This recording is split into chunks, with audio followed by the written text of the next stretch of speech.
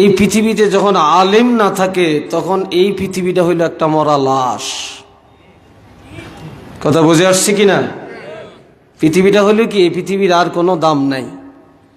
আর পৃথিবীতে যতক্ষণ আলেম থাকবে তখন এই পৃথিবীরও দাম থাকবে, এই পৃথিবীটা জিন্দা থাকবে। সবাই বলেন না আলহামদুলিল্লাহ। আর একটু আসতে বললে আল্লাহ খুশি হইব। আমরা এটাও যেন বলতে চাই না, কি আশ্চর্য, খুব খিদা লাগছে মনে হয় আপনাদের। তবে এই পৃথিবী থেকে এখন এলেম উঠে যাইতেছে। কিভাবে? বুখারী মুসলিমের মধ্যে একটা হাদিস আছে, قال رسول الله صلى الله عليه وسلم إن الله لا ينتزعه من العباد إن الله لا ينتزع العلم انتزاعا। আল্লাহ পাক এই পৃথিবী থেকে বান্দার অন্তর থেকে এলেম উঠাইয়া নিবে না। লা ইয়ানতাজিউহু মিনাল ইবাদ, বান্দার অন্তর থেকে এলেম উঠিয়ে নিবে না। এলেম উঠবি কিভাবে? ওয়ালাকিন ইয়াকবুযুল ইলমা বিকবযিল উলামা,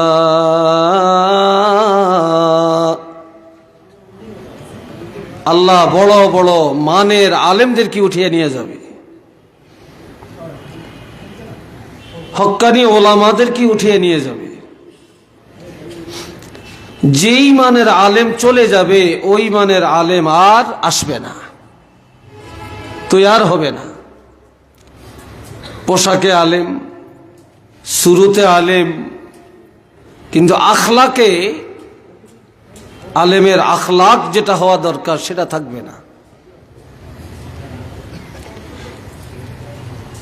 হাত্তা ইযা লাম ইয়াবকা আলিমা, এভাবে আলেমদেরকে উঠাইয়া নিতে নিতে নিতে নিতে আর জমিনের মধ্যে কোনো হক্কানি আলেম বাকি থাকবে না। হক্কানি কোনো আলেম জমিনে থাকবে না। ইত্তাখাযান নাসু রুউসান জুহালান, মানুষের ফতুয়ার দরকার হবে, ফরায়েজের দরকার হবে, মাসআলার প্রয়োজন হবে। বিপদে পড়ে যাবে, আলেম তালাশ করবে ফতুয়ার জন্যে।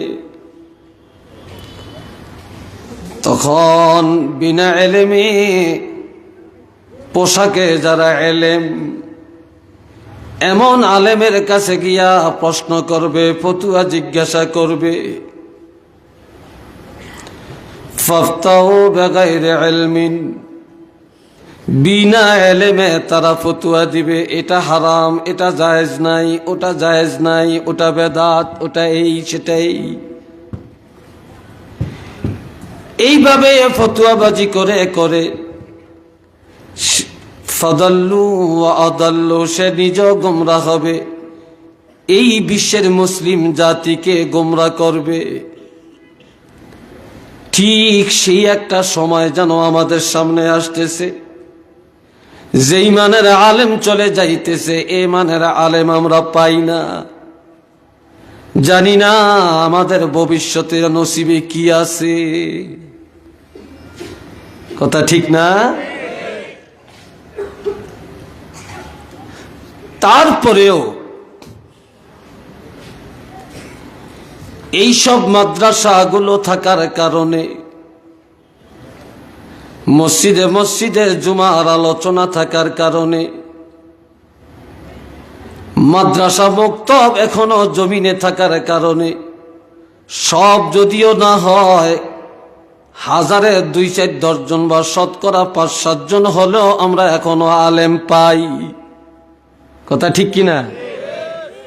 যদি এইসব মাদ্রাসা না থাকতো তো তাহলে এই পৃথিবী আরো আগেই লাশ হইয়া দিত।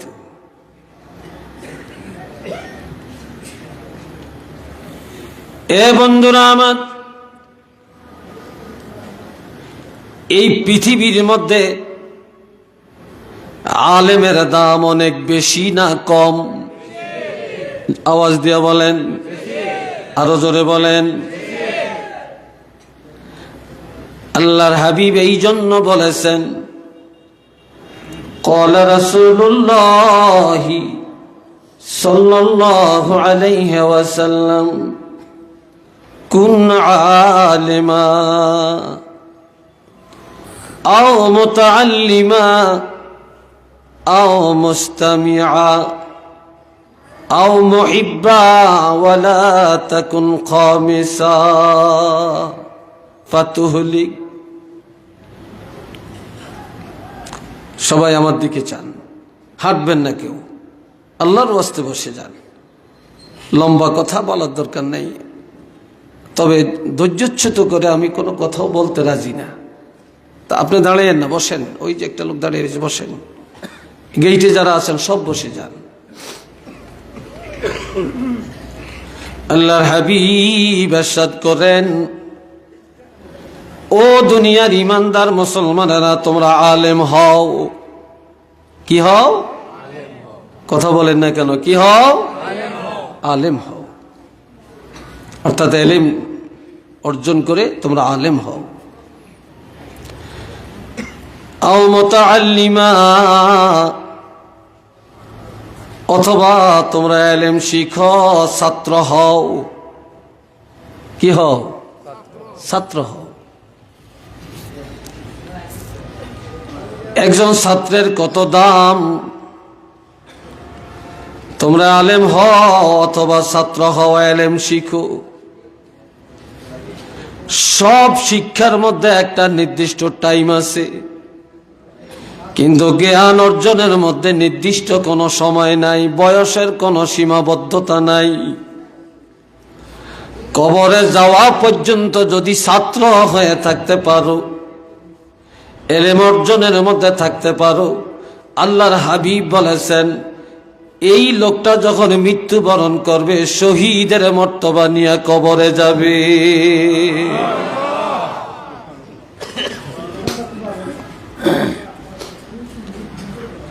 আও মুস্তামিআ, যদি ছাত্র হতে না পারো তাহলে তোমরা আলেমের কাছে যাও, আলেমের মজলিসে যাও, ওয়াজ মাহফিলে গিয়া আলেমের কথা শোনো।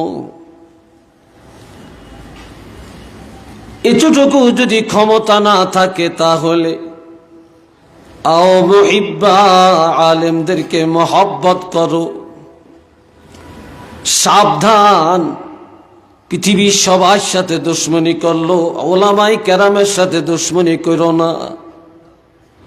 কারণ আল্লাহ সব সহ্য করে নেয়, কিন্তু নবীর ওয়ারিস আলেমদের সাথে দুশ্মনী সহ্য করে নেয় না।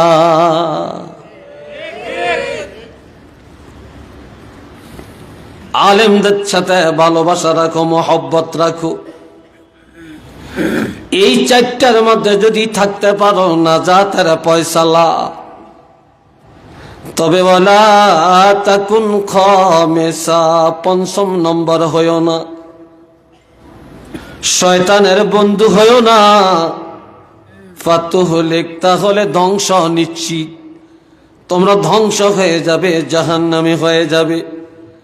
আর আলেমদের সাথে যতদিন সম্পর্ক রাখবে, এলেমের সাথে সম্পর্ক রাখবে, ততদিন মনে করবে তোমরা আল্লাহর রহমত আর নাজাতের মধ্যে থাকবে। উচ্চ আওয়াজে বলেন না সুবহানাল্লাহ।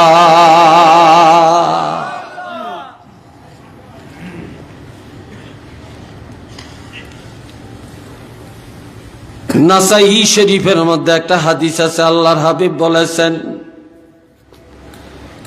5 শ্রেণীর মানুষ বিনা হিসাবে জান্নাতে যাবে। কয় শ্রেণী? আরেকটু জোরে বলেন। 5 শ্রেণীর মানুষ। এক নম্বরে হক্কানি ওলামায়ে কেরাম। একটু আলহামদুলিল্লাহ কন্যা, আর একটু জোরে, আর একটু ভলিউমটা বাড়াইয়া বলেন। এক নম্বরে আলেম, দুই নম্বরে শহীদ, তিন নম্বরে গাজী, চার নম্বরে হাফেজে কোরআন, পাঁচ নম্বরে দানকারী। এই পাঁচ ব্যক্তি বিনা হিসাবে জান্নাতে যাবে। কেন? কিয়ামতের ময়দানে আলেমে বা আমল যারা সুন্নত তরিকায় আলেম অনুযায়ী জীবন যাপন করে, এদেরকে আমার আল্লাহ কিয়ামতের ময়দানে ডাক দিবে, ও আলেমরা তোমরা সব আসো। এইবার আলেমদেরকে আমার আল্লাহ প্রত্যেক নবীকে একটা পতাকা দেওয়া হবে। আমার নবীর পতাকার নাম হবে লেওয়ায়ে হামদ। ওই পতাকার সেই ডালের নিচে নিয়ে দাঁড় করাবে। এইবার ডাক দিবেন শহীদের, এ শহীদেরা, সুহাদায়ে কেরামেরা আসো। শহীদেরা যখন আসবে, আল্লাহ জিজ্ঞাসা করবে, কি আশা নিয়ে তোমরা এখানে আসছো? বলবে, আল্লাহ আমরা জান্নাতে যাওয়ার আশা নিয়ে আসছি। বলে, আমি আল্লাহর পথে শহীদ হলে জান্নাতে যাওয়া যায়, এটা পাইছো কই? বলে, আল্লাহ এই যে তোমার কাছে লাওয়ায়ে হামদে দাঁড়িয়ে আছে আলেম, এই ওলামায়ে কেরামের কাছে শুনে শুনে আমরা আমল করেছি। বলবে, যাও তোমরা আলেমের পিছনে দাঁড়াও। এবার ডাক দিবে গাজী, ইসলামের জন্য জিতলে হয় গাজী। তোমরা গাজী হলে জান্নাতে যাওয়া যাবে, পাইছো কোথায়? বলে, আল্লাহ এই কথা আমরা আলেমের কাছে পাইছি। বলবে, তোমরা শহীদের পিছনে দাঁড়াও। এবার ডাক দিবে, ও কোরআনের হাফেজেরা আসো। 30 পারা কোরআনের হাফেজ হলে জান্নাতে যাওয়া যায়, পাইলা কই? বলে, আল্লাহ এই কথা আমরা আলেমের কাছে পাইছি। গাজীর পিছনে দাঁড়াও। দানকারী করে ডাক দিবে, দানকারীরা রে, হালাল পথে দান করলে মাদ্রাসা মসজিদে মক্তবে লিল্লাহি দান করলে জান্নাতে যাওয়া যায়, এটা পাইছো কোথায়? বলে, আলেমের কাছে। হাফেজে কোরআনের পিছনে দাঁড়াও। এবার আল্লাহ অর্ডার দিবে, ও আলেমরা তোমাদের কথা শুনে, তোমাদের আমল দেখে এরা এই আমলটা করে আজকে জান্নাতি হয়েছে।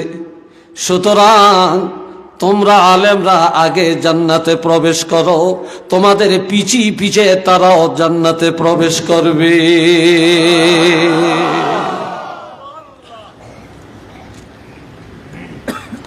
আলেমরা হলো ইঞ্জিল।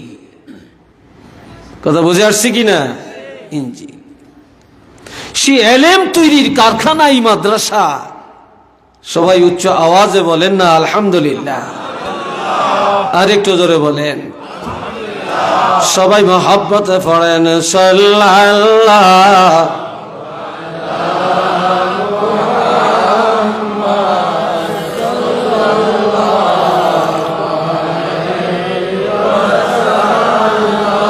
সাল্লাল্লাহ।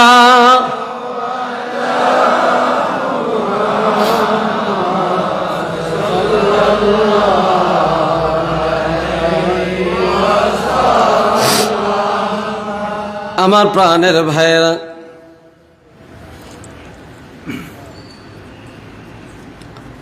যারা এখানে আজকে বসছেন আসছেন, আপনারাও আজকের জন্য ছাত্র। আলহামদুলিল্লাহ বলতেন না?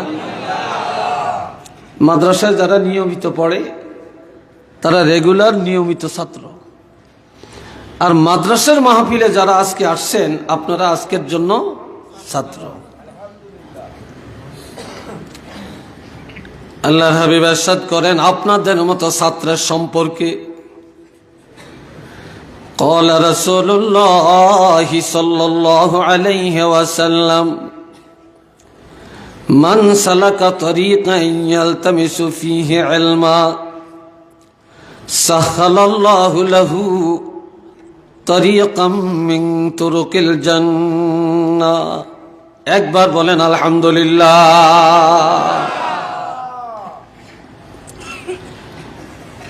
আপনারা এক একজনে এক একটা পথে এক একটা সহজ রাস্তা তালাশ করে এখানে আসছেন, ঠিক না?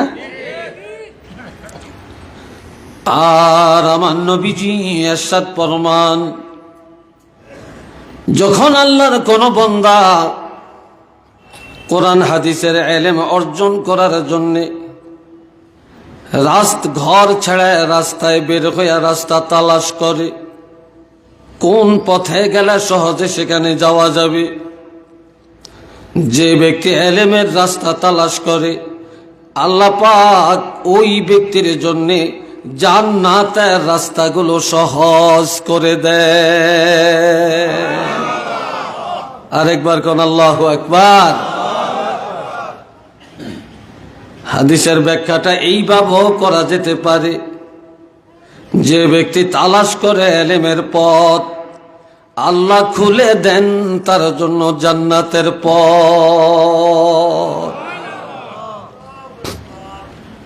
এখানে যারা আসছেন এক গ্রামের মানুষ না কয়েক গ্রামের মানুষ? হ্যাঁ, বিভিন্ন অঞ্চল থেকে আসছেন, তাই না? এ কলিজার টুকরা যুবকেরা শোনো, আমার নবী ইরশাদ করেন, ওয়ামাজতামা কওমুন ফি বাইতিম মিন বুয়ুতিল্লাহ। যখন কোন এলাকার কতগুলো মানুষ বিভিন্ন এলাকা থেকে এসে একত্রিত হয়ে একটা মজলিসে বসে,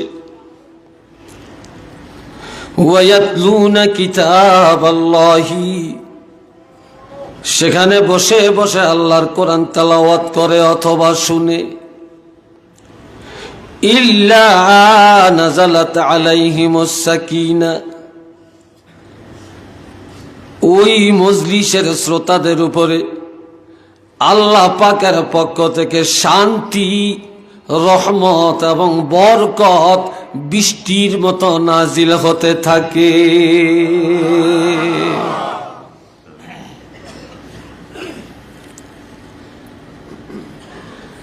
ইয়াতলুনা কিতাবাল্লাহি ওয়া ইয়াতাদারাসুনাহু বাইনাহুম।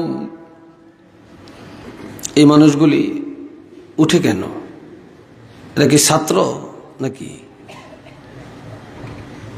না চলে যাচ্ছেন? কেন উঠবেন? উঠবেন না। এ বাবাজি খেয়াল করেন, মজলিসে বসে যখন কোরআন তেলাওয়াত করে অথবা শুনে অথবা পরস্পরের মধ্যে কোরআন হাদিস আলোচনা করে, ইল্লা নাযালাত আলাইহিমুস সাকিনা, আমার রাসূল বলেন ওই শ্রোতাদের উপরে আল্লাহর পক্ষ থেকে সাকিনা, সাকিনা শব্দের অর্থ শান্তি, সাকিনা শব্দের অর্থ রহমত, সাকিনা শব্দের অর্থ বরকত, আমার আল্লাহর পক্ষ থেকে নাজিল হতে থাকে।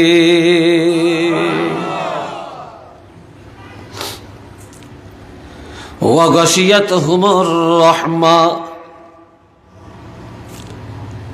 আমাদের চারিদিকে এখন রহমত, আল্লাহর রহমত আমাদেরকে গ্রাউ করে রাখছে, বেষ্টনী দিয়ে রেখেছে। মুসলিম শরীফ কিতাবুল ইলমের মধ্যে রাসূল বলেছেন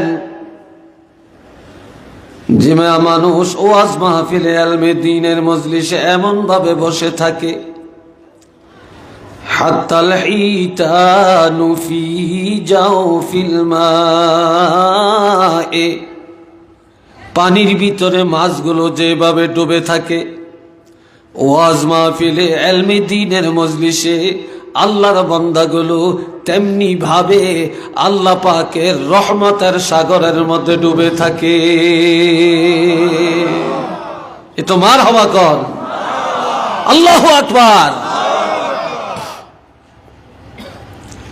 ওয়াহাফাতহুমুল মালাইকা,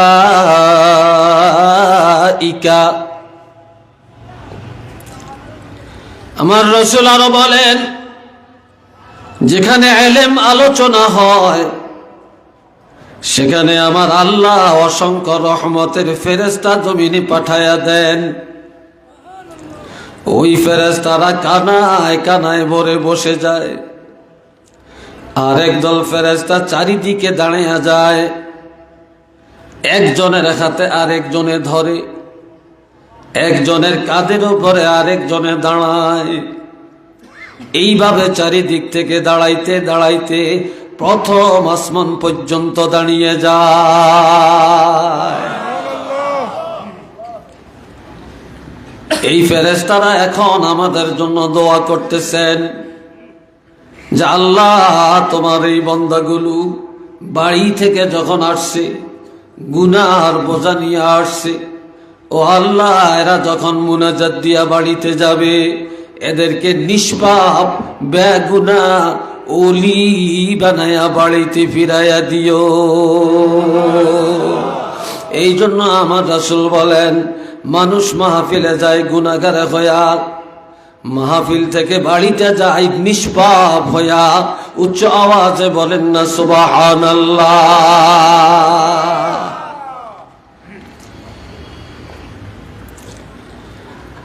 ছেলে যদি পরীক্ষা দিয়া পাস করে, ছাত্র যদি পরীক্ষা দিয়া পাস করে, ছাত্রের গৌরবের থেকে শিক্ষকের গৌরব বেশি। কি কথা ঠিক কিনা? সন্তানের গৌরবের চেয়ে মা বাপের গৌরব অনেক বেশি, ঠিক না? যে ছেলে মেয়ে ভালো লেখাপড়া করে, ভালো রেজাল্ট করে, পিতা মাতা এই সুসংবাদটা অন্যের কাছে প্রচার করে, শিক্ষকেরা গভর্নিং বডির সদস্যের কাছে ফোন দেয়া জানায়, প্রতিষ্ঠানের হিতাকাঙ্ক্ষী যারা তাদেরকে মোবাইলে জানিয়ে দেয়, আমাদের মাদ্রাসার আমাদের বিদ্যালয়ের রেজাল্টটা এমন এমন। কথা ঠিক কিনা? এটা একটা গৌরবের বিষয়।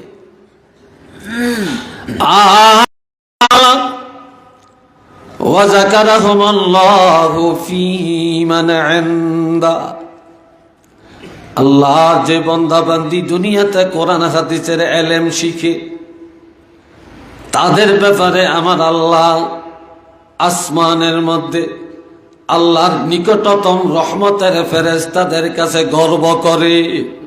কি করে?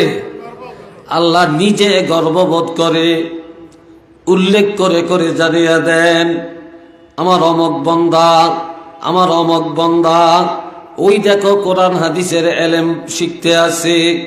তখন আল্লাহ জানিয়ে দেন, ফেরেশতারা জানা থাকো, আমি আমার এই বান্দাগুলোকে ক্ষমা করে দিলাম। এটা চিল্লে বলেন না সুবহানাল্লাহ।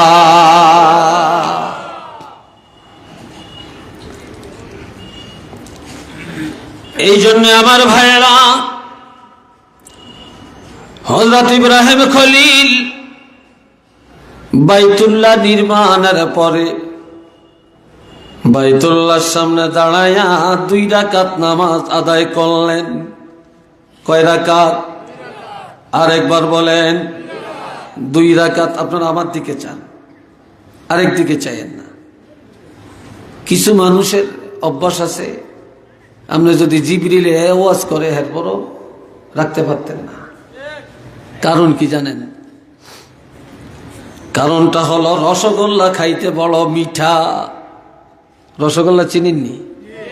রসগোল্লা এটা খাইতে বড় তৃপ্তি, কিন্তু যার টাইফয়েড অথবা বিষম ক্ষেত্র জ্বর হয়েছে তার মুখে রসগোল্লা দিলে লাগবে তিতা। কি কথা ঠিক কিনা? লাগবে কি? আজ মুসলমান হারামের পিছনে চলতে চলতে, মিথ্যার পিছনে প্রতিষ্ঠিত হতে হতে, গুনাহ বা নাফরমানি করতে করতে আমাদের অন্তর এখন এতটা খারাপ হইছে, কোরআন হাদিসের মিষ্টি কথাগুলা যত বলবেন তাদের কাছে তিতা লাগবে। কি ঠিক না?